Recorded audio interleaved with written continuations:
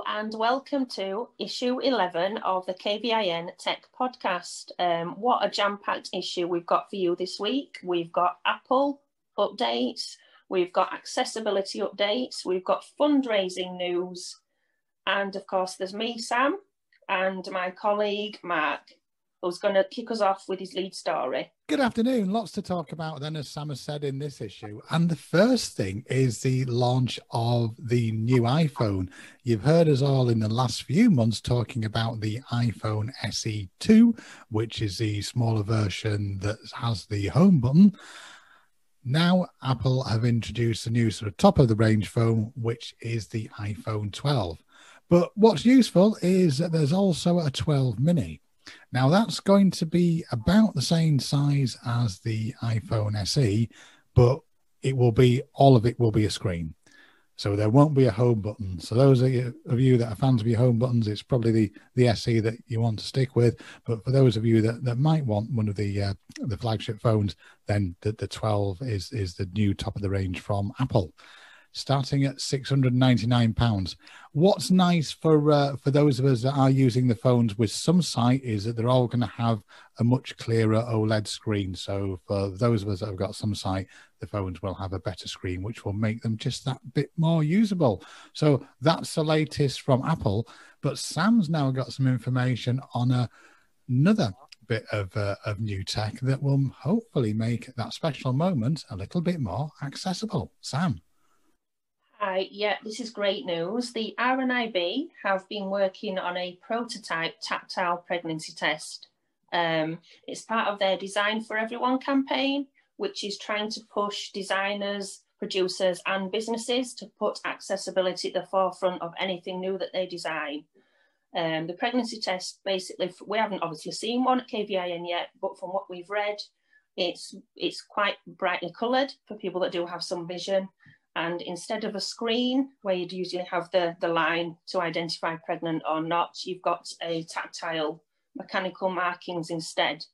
So therefore, anyone with significant sight loss who would struggle to read a regular pregnancy test can still independently learn whether they're pregnant or not. And obviously this, in some situations, for some people, may be a very private moment. So this is a really big step forward. Of course, it leads on from the Be My Eyes app, where you can contact a Clear Brew representative who can read a pregnancy test for you. But of course, again, that's not independent, and it will be confidential, of course, but it's a very personal event. So I think this is absolutely great news. And let's hope it actually is produced and is not just left as a prototype. Yeah, let's hope so, because as you say, Sam, it is a very personal moment for women, and all these things that can be done that allow people to be able to access information themselves independently.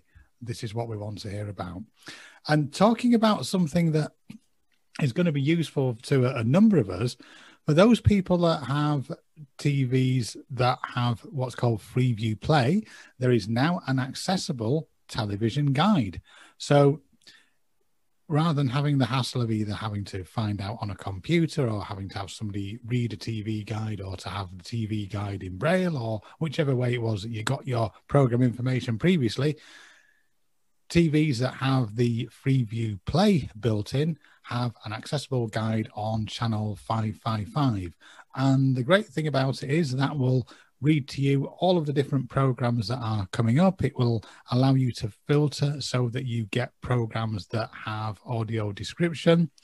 It will have either a male or a female voice, and it's there. It's something that's going to be part of the TV. There's no need to go out and buy anything extra or have an extra app or an extra device. It's going to be there built into these TVs.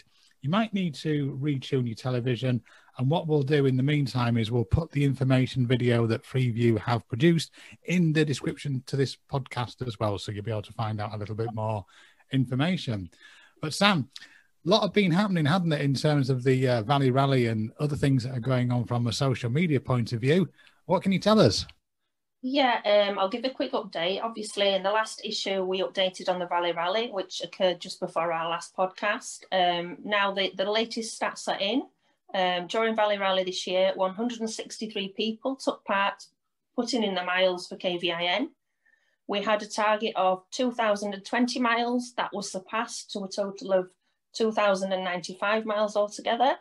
And currently the fundraising stands at £7,796, which is absolutely amazing. And again, has absolutely smashed our fundraising target by a couple of £100. But of course, at KVIN, we're not an organisation to sit still. So we're now moving on to our next fundraising challenge. As part of One Community's Match It Fund, we're lucky to be one of the organisations that's taking part this year. So during November, December and January, every pound that we can raise at KVIN will be doubled by the Match It Fund. So basically we've got 3 months to really crack on, bring in as many funds as we can. So we're starting off in November with an afternoon tea, a virtual one, so people can get the afternoon tea for £10 each. Apologies, this is only available to Kirklees residents at the minute. But basically it's going to be an afternoon tea. People can sit and have it with a family, or they can join us on the Zoom so we can share together. We're also looking at a Christmas hamper raffle. Again, tickets will be sold online to give us a wider reach. And we're also looking at maybe some bike challenge later on in January as well. Details still to be confirmed. But you can find details of all these over the coming weeks and months on our social media, on our website. The website is www.kvin.org.uk. And our social media has been incredibly busy, Sam, with all of the different videos that you've been putting out and the videos that our service users have been contributing as well, including Terry's top tips. Yeah, our service user Terry's been with us for a couple of years, and to be fair, he's been absolutely brilliant. He's done us a lot of videos, so many videos. We've done him his own playlist on YouTube, all about just how to live and adapt to doing everyday things with visual impairment. And if you've got a chance, have a look at Terry's videos on our YouTube channel. Yeah, as we say at the end of the video, please do subscribe to our YouTube channel. We're already on something like 1,700 views. So wouldn't it be amazing if we could get that to 2020 in 2020? That'd be another 2020, wouldn't it? It certainly would. And I think that's enough from our updates. Now we're going back to Mark for some Apple updates, I do believe. Yeah, so for those people that are using Apple, the latest update of iOS is iOS 14, and there are some really useful features there that you can find out more about in our Anything Apple group. We hold the Anything Apple group at 1 o'clock on a Friday. So if anyone is interested in finding out about some of these new features, whereby your phone can give you a description of what's in a photograph, you can do things like double tap the back of the phone to get it to perform various functions rather than having to work your way through a menu. Let us know, and you can join the Anything Apple group at 1 o'clock on a Friday. Really good opportunity to share advice and ideas and experiences of using the Apple devices. And I think before long, there'll be another one for Android. So we're bringing to the end of the podcast, and don't forget, there's never been more ways in which you can keep in touch with us here at KVIN. Sam, do you want to tell us about some of them? Yeah, we have Facebook, Twitter, LinkedIn. We have our podcast, obviously, which is on YouTube and TuneIn. Spotify as well, I do believe. And obviously you can visit the website. We also have a WhatsApp groups for anyone that does want to get involved on a more personal level with other peers. And if all else fails, you can even email us on info@kvin.org.uk. That's info@kvin.org.uk. So that brings us to the end of what's been a very, very busy issue of KVIN Tech Chat podcast from myself, Mark Owen. And myself, Sam Heaton. Thanks for listening. Thank you. Bye.